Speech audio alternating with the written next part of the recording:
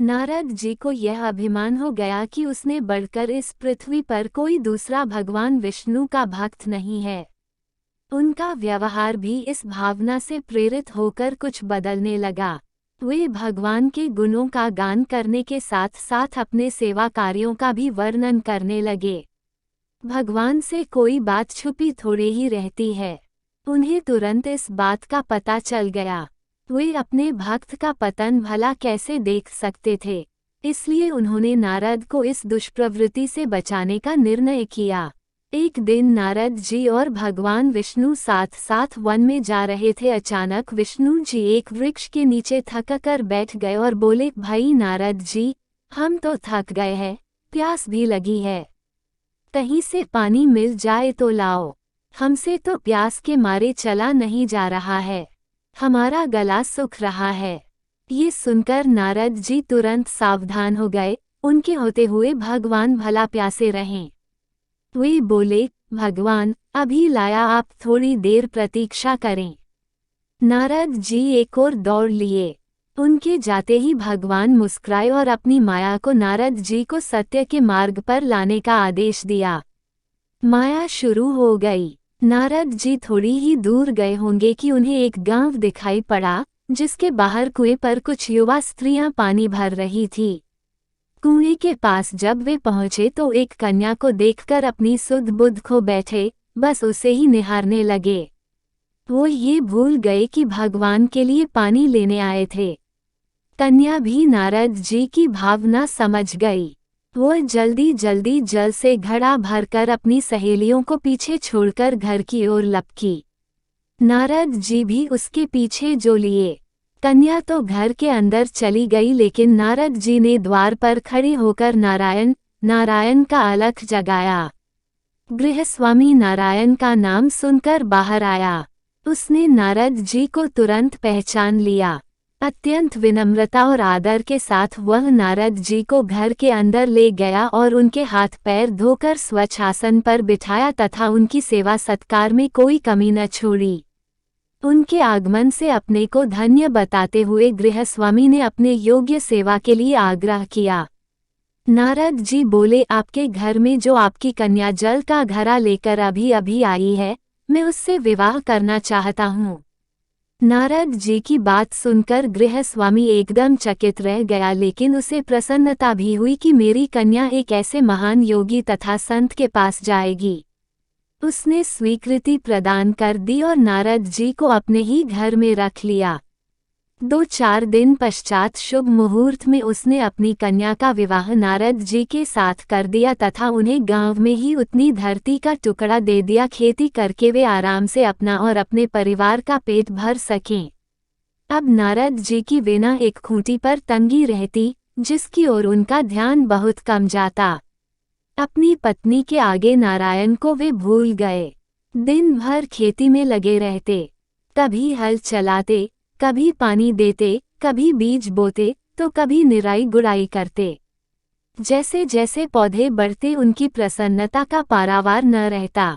फसलें हर वर्ष पकती, कटती, अनाज से उनके कोठार भर जाते।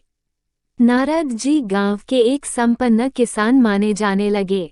वर्ष दर वर्ष बीतते चले गए और नारद जी की गृहस्थी भी बढ़ती चली गई। 3-4 लड़के लड़कियां भी हो गए। अब नारद जी को एक क्षण की भी फुर्सत नहीं मिलती थी। वे हर समय बच्चों के पालन पोषण तथा पढ़ाई लिखाई में लगे रहते अथवा खेत में काम करते रहते थे। अचानक एक बार तेज बारिश हुई, जिसने कि दिनों तक बंद होने का नाम ही नहीं लिया। बादलों की गरज और बिजली की कड़क ने सबके हृदय में भय उत्पन्न कर दिया। मूसलाधार वर्षा ने गांव के पास बहने वाली नदी में बाढ़ की स्थिति पैदा कर दी। चारों ओर पानी ही पानी फैला गया। कच्चे पक्के सभी मकान ढहने लगे। घर का सामान बह गया। पशु भी डूब गए। उनके व्यक्ति मर गए। गांव में त्राही त्राही मच गई। नारद अब क्या करें? उन्होंने भी घर में जो थोड़ा कीमती सामान बचा था उसकी गठरी बांधी और अपनी पत्नी तथा बच्चों को लेकर जान बचाने के लिए पानी में से होते हुए बाहर निकलने लगे। नारद जी बगल में गठरी थौमे, एक हाथ से एक बच्चे को पकड़े और दूसरे हाथ से अपनी पत्नी को संभाले हुए थे। पत्नी भी एक बच्चे को गोद में और एक का हाथ पकड़े धीरे धीरे आगे बढ़ने लगी। पानी का बहाव अत्यंत तेज था तथा ये भी पता नहीं चलता था कि कहाँ गड्ढा है और कहाँ टीला। अचानक नारद जी ने ठोकर खाए और गठरी बगल से निकल कर बह गई। नारद जी गठरी कैसे पकड़ते, दोनों हाथ तो घिरे थे। मन महसूस कर सोचा फिर कमा लेंगे। कुछ दूर जाने पर पत्नी एक गड्ढे में गिर पड़ी और गोद का बच्चा छूटकर बह गया। पत्नी बहुत रोई, लेकिन क्या हो सकता था। धीरे धीरे और दो बच्चे भी पानी में बह गए। उन्होंने बहुत कोशिश की बचाने की, लेकिन कुछ न हो सका। दोनों पति पत्नी बड़े दुखी, रोते कलपते, एक दूसरे को सांत्वना देते कोई ऊंची जगह ढूंढते रहे। एक जगह आगे चलकर दोनों एक गड्ढे में समा गए। नारद जी तो किसी प्रकार गड्ढे में से निकल आए, मगर उनकी पत्नी का पता कहीं नहीं चला। बहुत देर तक नारद जी उसे इधर उधर दूर दूर तक ढूंढते रहे, लेकिन व्यर्थ रोते रट उनका बुरा हाल था। हृदय पत्नी और बच्चों को याद कर करके फटा जा रहा था। उनकी तो सारी गृहस्थी उजड़ गई थी। बेचारे क्या करें, किसे कौन से अपने भाग्य को या भगवान को। भगवान का ध्यान आते ही नारद जी के मस्तिष्क में प्रकाश फैल गया और पुरानी सारी बातें याद आ गईं।